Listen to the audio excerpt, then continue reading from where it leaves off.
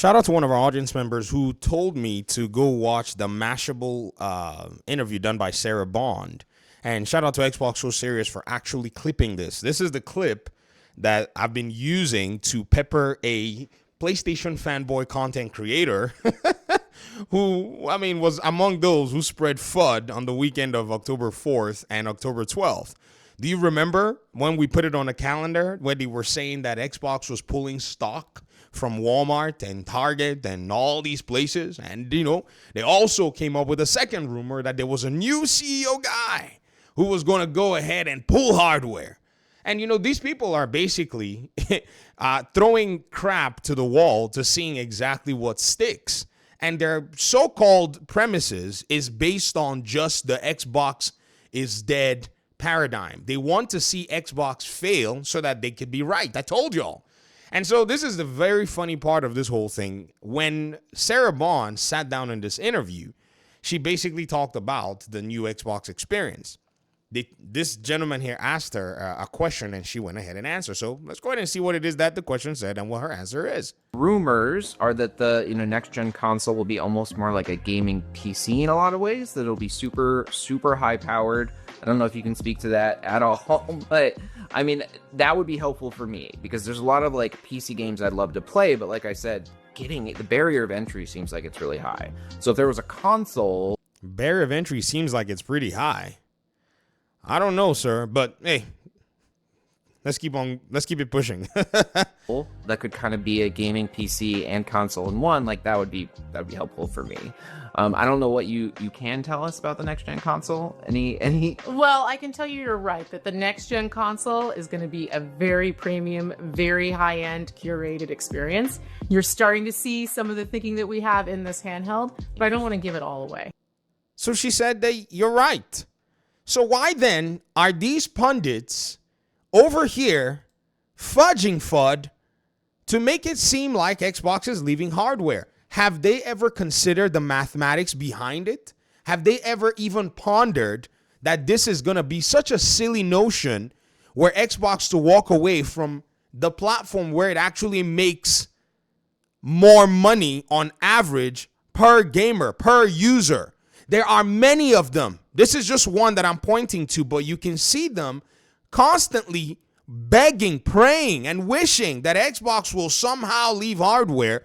But these cats have never even considered the mathematic reality. So when they go into their little podcast bubble, they start to talk nonsense. And then you bring out a calculator and say, yo, imagine Xbox has hardware, just propagates hardware like crazy. And I've said this before. Xbox is going to support Xbox Series S and X hardware because that 30 million that they're all shouting, which is already more than 30 million as they are pretty much getting bought out in Target and they're bought out in all these places. I mean, like, you see something in stock. Like I was showing one of them. I was like, look, there's Xbox Series consoles here at Sam's Club. The next day they went there and they were like, you see, they're no longer in stock. You see, I told you they're pulling hardware. They never made the connection that it just got bought. Like, you see something in stock and then you don't see it in stock anymore. It means it's been sold. So y'all's 30 million or 28 million seems to just be this number that you guys want to etch as tattoos on your arms, but you're not paying attention to the way it's updating. So what they're going to do is they're going to go ahead and add Xbox Series S and X. They're going to go ahead and add this to the next gen lineup, which already the next gen has started, which is the ROG Xbox Ally. Oh, yes, an Xbox PC. Now, they're going to go ahead and then add it to that premium experience. And then I think if they wish to do so, they're going to go ahead and propagate Xbox hardware, which is basically everything is an Xbox. Everything is an Xbox. You see, PlayStation and Nintendo, they can sit in their little bubbles for all I care. In fact, they need to sit in their bubbles for all I care so that they can actually isolate their anti-consumerism so that, those people who are enjoying it can enjoy it. On the other side, where Xbox wants to be like Valve and Steam, right? This is where we're going to be getting, let me do this Valve. Okay, we'll call this Valve. This is basically what we need. We need a pro-consumer approach to gaming. And as they're supporting all these devices, they wish to make, in their own aspect, 100% of their revenue as quickly as they can which is in many cases greater than the 30% revenue that they're going to make anywhere else. In fact, even though it's greater, they want to also go ahead and ensure that it's additive as well. That's just 30%, 70% revenue. So instead of just saying, okay, 100 is greater than 70, let's lock ourselves down. They say, why don't we make 100 and why don't we make 70? Do y'all remember? Did you guys all forget? Or do you still remember? Because I do remember when Xbox was the biggest publisher on the PlayStation Store earlier this year with Indiana Jones, with Forza Horizon, with Doom the Dark Ages, Oblivion Remastered, and they were literally siphoning 70% revenue from PlayStation. People were saying, oh, they're giving PlayStation 30%. Well, PlayStation then turned around and gave them 30% with Helldivers 2, because a lot of the folk doing this are intending to not be honest. They're waiting for the day when some prophecy will be fulfilled, rather than just go ahead and be real and let math do the job. And I've done this mathematical formula before. The mathematical formula that I did was with Ninja Gaiden 4. I said this. I said, oh, hold on. I was typing Ninja Gaiden. See that? Game Pass? Yeah, buddy. I did the numbers and I said, in my videos, I said, guys, pay very close attention to a game like Ninja Gaiden. If a game like Ninja Gaiden, and this is the math that blows all this out of the water because I've been doing this math for months. Sarah Bond's video is not a surprise for me. Rather, it's a surprise for them that are making this claim. And I will tell you, if you've been listening to these folk, you need to keep playing this video for them and asking them, why is Sarah Bond continuing to say this? In fact, for those that are saying that there was a new Xbox guy, a new leadership structure, why has that leadership not intervened and told Sarah to please stop going around and talking about next, generation hardware? So if they go ahead and sell, say, maybe 1 million units of Ninja Gaiden 4, right? But those 1 million units are divided up into 4 separate categories. Basically, 25% goes to PlayStation in terms of the units sold, 25% goes to Steam in terms of units sold, 25% goes to Xbox library on PC, and 25% goes to Xbox library on the Series X console. Meaning, Xbox takes 100% of 50% of the sales.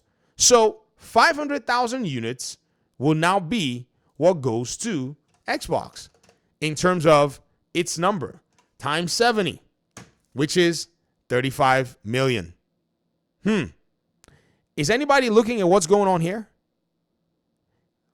500,000 units gives Xbox a 35 million cut. When you go to PlayStation, right, with 250,000 units, right, multiply that by 70, you make only $17.5 million, of which you then still have to give 30% of it. Did I calculate that properly? I went ahead and did the wrong thing. 17,500, of which you then have to give you have to give 30, so now you're at 12 million. So on average, you've made less. When you then say if Steam does 250 million, then go ahead and multiply that by 2, and Xbox only makes from both sources combined less than they make from their 100% revenue that they have basically earned from their own platform. Not to even go ahead and dismiss the Game Pass subscriptions that also come with this. And these people somehow think that they can intelligibly fool you into some FUD that they're claiming, oh, the rumors may have some truth to them. And some of you Xbox users, shame on you for believing such FUD. And I'm going to call y'all out too, because you guys aren't paying attention to the platform that you're playing on, and you want to buddy up with these snakes on the punditry that have nothing else to do than talk about Xbox. We've been documenting them for going on 30 days in just the month of October, constantly talking about Xbox. Do you see what's going on? Y'all think this calendar, you guys don't understand what I'm doing with this calendar. You guys really think this is just a gag. No, this is a data-driven focus on the mind of these so-called PlayStation fanboys, that when we're done, we're going to really look on paper exactly how they are.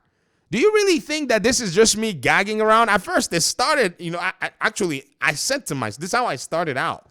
I said, I'm going to document these lies that they're putting, and I'm going to go ahead and see if truly they can't keep Xbox out their mouths. Because I've told them that they're going to achieve a self-fulfilling prophecy where their constant negative bashing of Xbox is going to put PlayStation into irrelevance.